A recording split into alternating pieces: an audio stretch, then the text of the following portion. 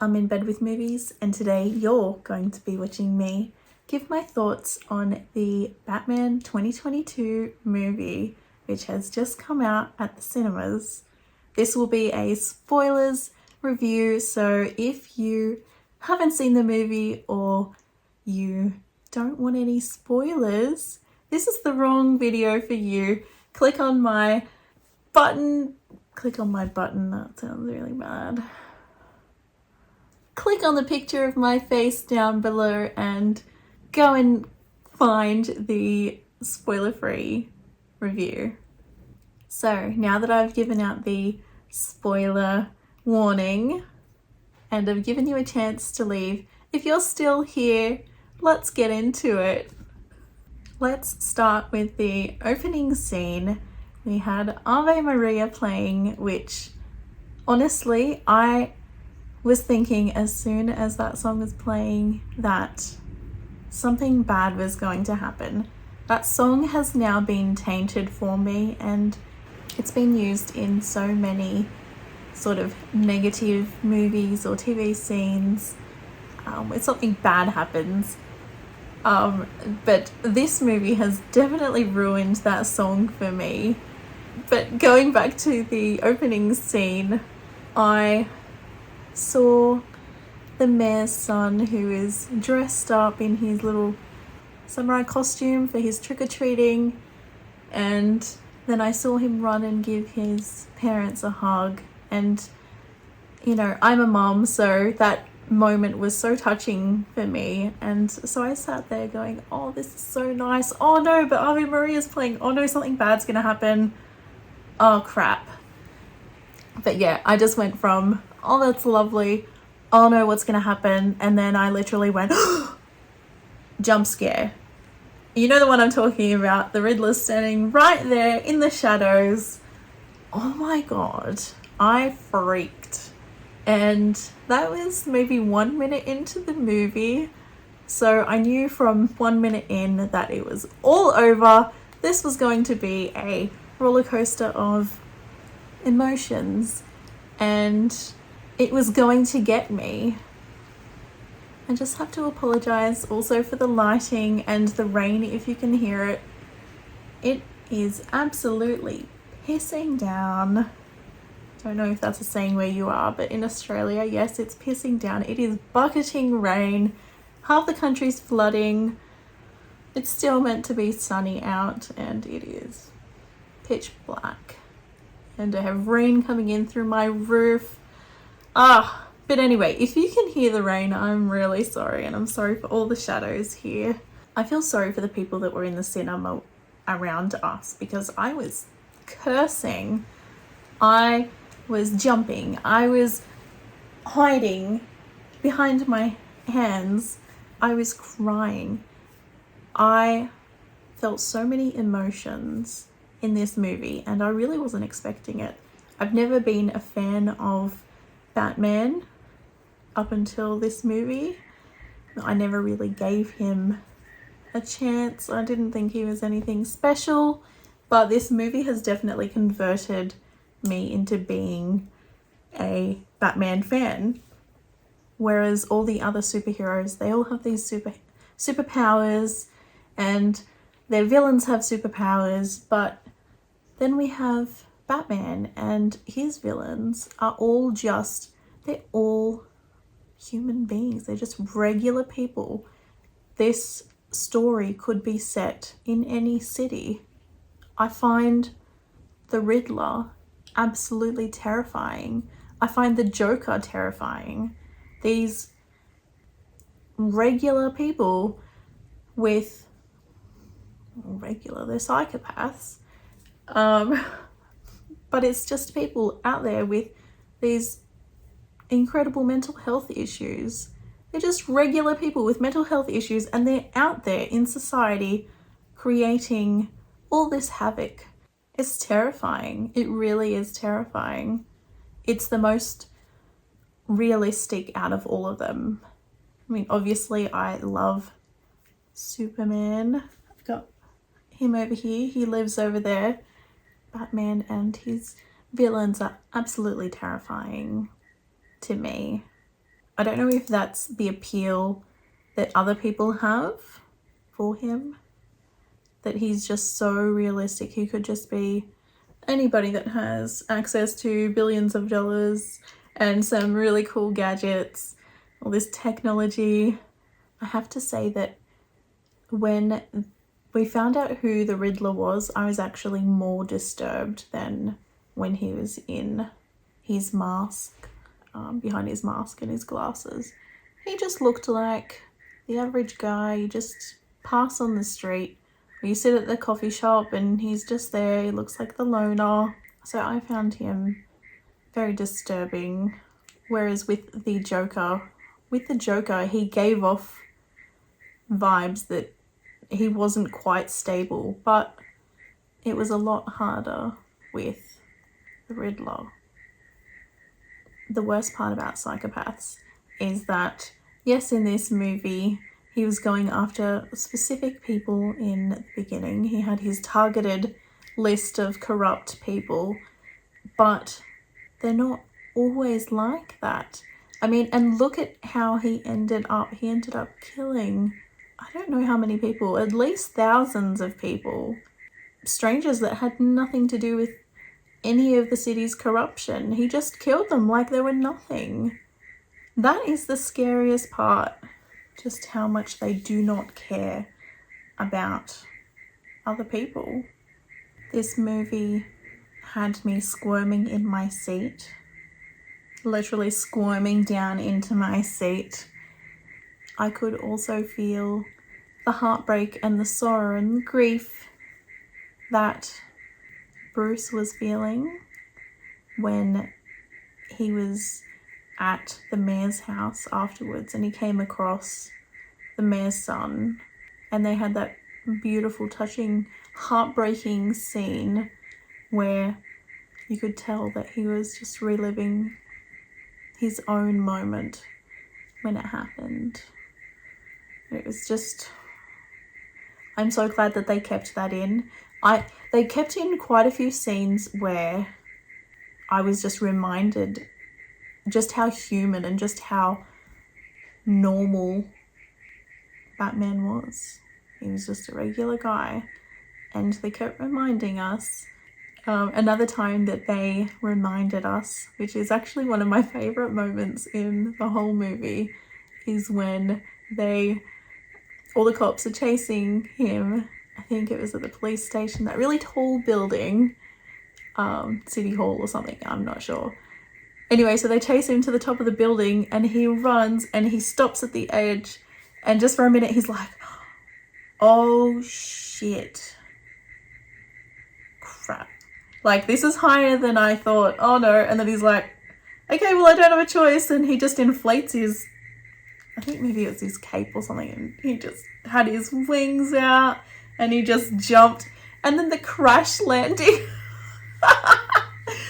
Oh my gosh. That whole time I was just freaking out. He was getting so close to buildings, so close to the bridge, the trucks. Oh, it was so stressful to watch. But yeah, I just love that moment. That was another moment that just showed just how human he was, and just reminded us that he wasn't anybody special. He was just another regular person, just like you and me.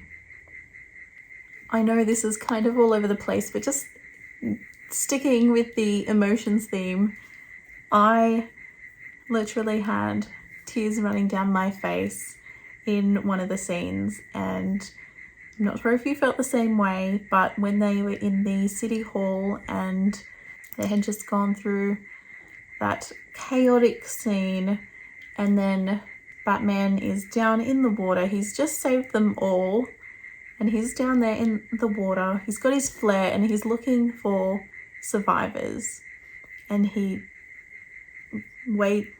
walks over to them. He goes over to them with his flare and he reaches out and offers his hand to help. And they're all terrified of him because they all think that he's part of it. And the only person that had faith in him was the mayor's son. and I just could not stop crying. That was such a beautiful scene. It just shows how pure and innocent kids are. Sorry, I'm getting a bit emotional now just thinking about it. But that was, I like that they had set up that moment. They didn't just throw that in. They didn't just throw it in without them having any prior interaction. They had set them up with multiple scenes where they're locking eyes, and even the moment where Batman saves the mayor's son before that as well at the memorial for his dad. So I loved that. That was very touching for me. I don't know if you guys felt the same way, but you know, as a mum, I love moments like that. I live for moments like that. The score was effective and haunting, and I think, like I said before, Ave Maria has been ruined for me forever. Thank you very much. I do have a couple of issues with the film. Two little things that bugged me. One of them was nobody ever turned the lights on. Why does nobody have lights on? I don't have the lights on here because my light is broken, and like, you're going into a room to search things and there's no light. The cops are there to interrogate. There's no light. The cops are searching a room a crime scene because they've heard this big clamour, and he's using this tiny little torchlight. Why? Just turn the light on. Oh my gosh. Really annoyed me. Although it did look really good just having the torchlight. So I guess I can't have it both ways. It just frustrated me. Just turn the damn light on. Get the job done and then leave. The other thing that annoyed me was, again with the lights, when they're in the club and Catwoman was about to make her kill. She's got the gun pointed at his head. She shoots while the lights are on. Then the lights go off and somehow she's missed. How does that happen? Is she just a bad aim? Like, maybe her skills are with the and, you know, hand-to-hand combat, not with guns.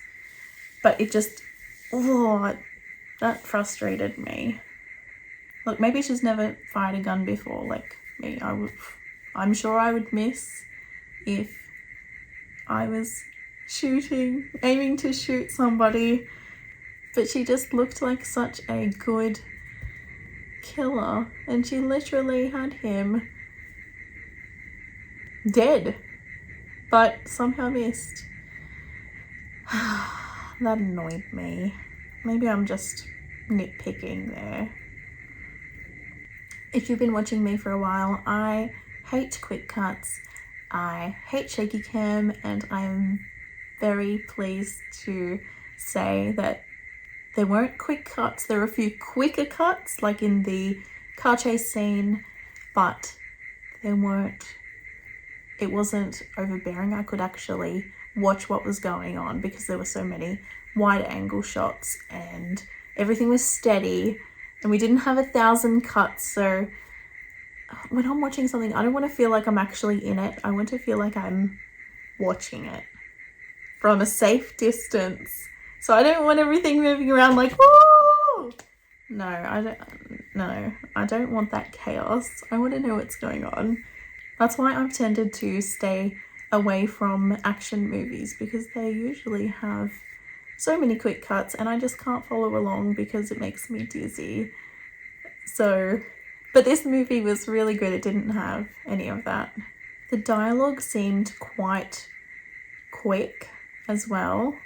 A lot of movies like Don't Hate Me Now, but I don't remember much from The Dark Knight. I only saw it once at the cinema, but I remember the conversations were really long and it was too much for me. The conversations in this movie didn't seem dragged out or too in-depth. They felt they felt like they got the job done quickly. One of the quotes I really, really loved, and I had to write it down in the cinema because I loved it that much. It was in the beginning when they were showing all the crime in the streets, and it was Batman's voice, and he said, "It's a big city. I can't be everywhere, but they don't know where I am." Obviously, it sounded much better coming from Batman. I really, really loved that line. It doesn't seem like much, but then when you think about it, it's setting up that mood that he's always going to be somewhere. And is it worth doing the crime just in case he's there? Your time might be up next. I loved that. And I loved that they were all afraid of him in general. Robert Pattinson. I have loved him since he played Cedric Diggory in Harry Potter. I thought he was totally cute. But now I really do appreciate him as an actor, and I'm so glad that he's finally getting some bigger roles because he is very talented. And I really do hope that they turn this movie into a trilogy or something like that. Let's get 10 years out of this where we watch him grow as well. This was only meant to be Batman's second year on the job, so there's plenty of time to grow for him. But I really loved Robert Pattinson being cast as this. He looks a bit, when he was Bruce Wayne, he looked a bit geeky, he looked a bit sickly. You know, you could tell that he wasn't looking after himself. He was physically exhausted from his hard work on his night shifts, but he wasn't looking after himself. He didn't care about anybody but himself in the beginning. But then the mask and the suit gave him the confidence he needed and helped fuel his vengeance. Speaking of vengeance, I loved his little arc that they gave him. You know, this movie only took place over 7 days, and yet he grew so much in that time. He started out having everybody fear him except for the detective guy and obviously Alfred. But even the people that he was saving were afraid of him. He began as this lone wolf type who was pushing away even Alfred, who had been his mentor for the last 20 years. And he was doing it all to avenge his father, to keep up the family legacy, as he said. But then I love by the end of the movie, he sees that he can actually be more than that. He isn't feared by everyone anymore. He has now become a symbol of hope, and the people are now not just afraid of him, but there are others who look at him with respect and are grateful for him. And I can only imagine the feeling that would have been washed over him when he realized that. Also his story with Alfred, who he finally realized that he actually did care about him. I really enjoyed the acting performances from everyone. I don't think I've ever seen a movie with Catwoman in it, unless she was in The Dark Knight and I don't remember. But I really enjoyed this take on her, that she deep down was scared, and we got to see her vulnerable side. We got to see what pushed her to become who she was. We got to see her almost self-destruct, really, and Batman saved her. Their romance was short-lived, but I actually believed it. I'm glad that they separated, they went their own ways in the end, because really, a vigilante, I mean, yes, they're sexy, but you can't be a vigilante when you have somebody waiting for you at home. I'm sorry. I'm sorry if you're a vigilante and you have a family at home. Please don't do it. Stay home with your wives or, I don't know, husbands or kids. They need you too. So don't do it. Vigilantes need to be lone wolves. Quick question, which I should have looked up, but why is the penguin called the Penguin? I thought maybe it was because when he was tied up and he was doing his little waddle, but he was already called the Penguin before then, so I don't know. The silhouette shots were my absolute favorite. I love a good silhouette shot, and this movie had plenty of them for me to choose from, but obviously my favorite is the one where the penguin has just had his car crash and he's upside down, and we just get to see Batman walking towards Penguin, and he's got the flames behind him, and he's just got his suit, his cape is like blowing in the wind. Oh my goodness, if I was Penguin, I would be absolutely pooping my pants. But it was such a gorgeous scene. I loved it. That is really good filmmaking for me. I will be watching this movie again at the cinema, absolutely. And then I'm going to watch it again when it comes on to a streaming service like Netflix or something, because I would also like to watch it with subtitles to see what I have missed, because I'm sure I missed quite a bit of the dialogue, just being impressed with everything else. Like I said, I was never a fan of Batman, but this movie has converted me. I'm now very interested in his story. I would love to see more. I think I've covered everything that I wanted to talk about. I'm sure I have missed a few things though. I'm very surprised. I didn't expect to have such glowing opinions of this movie going into it. I was freaking out at the runtime. It went surprisingly fast. And yeah, I would definitely watch it again.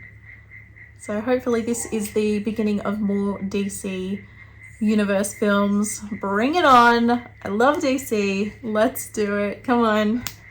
Okay, if you're still here, thank you so much for watching. Please leave me a thumbs up. It helps spread the word, and it also lets me know that you want more content like this. Thanks for watching. I'll see you next time. Bye.